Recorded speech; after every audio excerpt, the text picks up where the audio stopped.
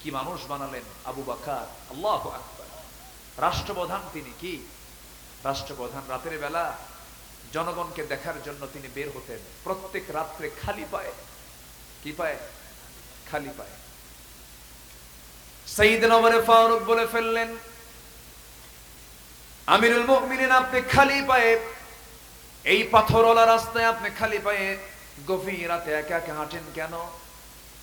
পাথরের আঘাতে আপনার চামড়া ফেটে তো রক্ত বের হয়ে যাবে। তিনি বলে ফেললেন, ভাই ওমর, আমি যদি খরম জুতা দিয়ে যদি এই পাথর রাস্তায় যদি হাঁটা শুরু করি, জুতার সঙ্গে ওই পাথরের একটা আঘাত লাগবে, আওয়াজ হবে।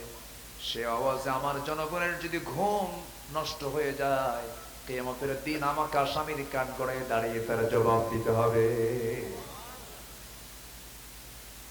সেই জাহেলি যুগ থেকে কি মানুষ বের করলেন রাসূল? কিসের দাওয়াত দিয়া? কিসের দাওয়াত দিয়া?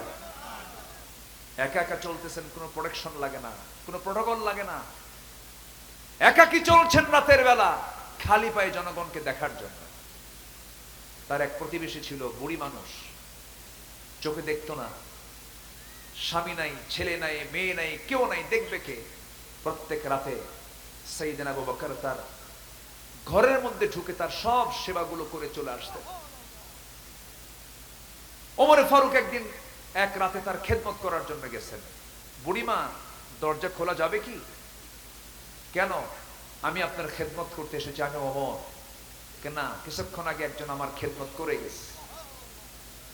ওমর ফারুক আশ্চর্য হয়ে গেলেন, এই বুড়িমার ঘরে কোন যুবকটা ঢুকলো? পরপর 2 রাত সার্চ দিলেন, খুঁজে পেলেন না। তৃতীয় রাত্রিতে লক্ষ্য করে দেখেন কে যেন ঘরের মধ্যে চট করে ঢুকে পড়ছে। তিনি বাইরে আঁত পেতে থাকলেন। খেদমত করে যখন তিনি বের হয়েছেন, চট করে পিছন দিক থেকে হাতটা চেপে ধরে দেখেন কেউ না, খলিফাতুল মুসলিমিন আবু বকর। জোরে বলি সুবহানাল্লাহ। 2 জনে কেঁদে ফেললেন।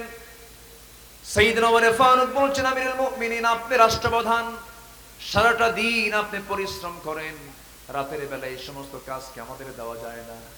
তিনি বলছেন, ওমর রে, তোমার আমলনামা নিয়ে আমি কিয়ামতের দিন উঠবো না, আমার আমলনামা নিয়ে তুমিও কিয়ামতের দিন উঠবা না। আমার কাজ আমাকে করতে দাও, আমার কাজটা আমাকে করতে দাও। সাইয়েদনা ওমর ফারুক রাদিয়াল্লাহু তাআলা আনহু, তিনিও তো তাকওয়ার দিক থেকে কোনো অংশ কম ছিলেন না।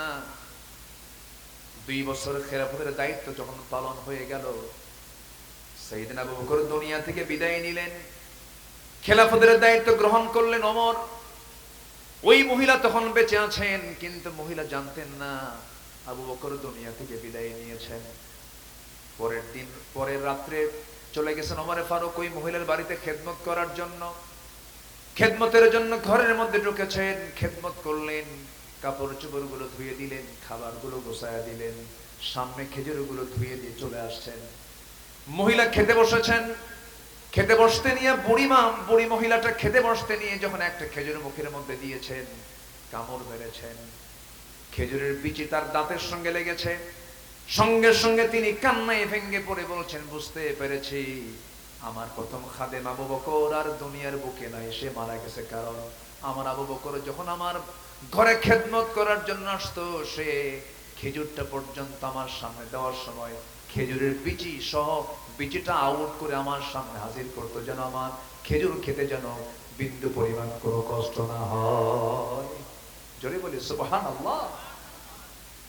আমার আবু বকর নাই, কেন? আমার আবু বকর খেজুর দিয়েছে, বিচি ছাড়া খেজুর, যেন আমার খেতে যেন চুল পরিমাণ কষ্ট না হয়। সম্মানিত ভাইয়েরা, আজকে একটা নেতা ঢাকা থেকে আসবেন, তার সামনে 50টা, পিছনে 50টা গাড়ির শোডাউন। আমি নিজের চোখে দেখেছি। মালয়েশিয়ার প্রধানমন্ত্রী, আমি একদিন কেএলএ ঘুরতেছিলাম এক শপিং মার্কেটে, মালয়েশিয়ার প্রধানমন্ত্রী তার স্ত্রীকে নিয়ে শপিং করছেন, সামনেও কেউ নাই, পিছনেও কেউ নাই। প্রেজেন্ট ওয়ার্ল্ডের ঘটনা এটা।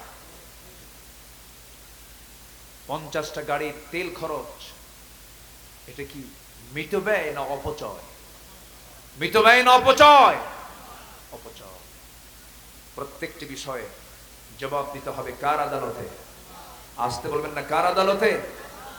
ওমর ফারুক রাদিয়াল্লাহু তাআলা আনহু একদিন বসে আছে, এক সাহাবী হাদিস বর্ণনা করছেন, বলতেছেন মিসকাল হাববাতিন মিন কিবার, যার মধ্যে চুল পরিমাণ অহংকার থাকবে সে জান্নাতের গন্ধই পাবে না।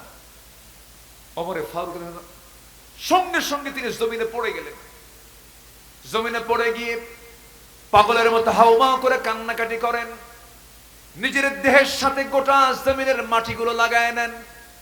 লাগায় নিয়ে আকাশের দিকে তাকায় বলছে, ও আকাশের মালিক আল্লাহ, আমাকে মানুষ খলিফা বলে, আমাকে মানুষ রাষ্ট্রপ্রধান বলে, আমাকে মানুষ সম্রাট বলে, আমার মধ্যে হালকা হালকা অহংকার মনে হয় চলে আসে, কিন্তু আমার মনে হয় আল্লাহ তুমি যদি আমাকে পাকড়াও করো, কিয়ামতের দিন আমি জাহান্নাম ছাড়া আমার কোনো পথ থাকবে না।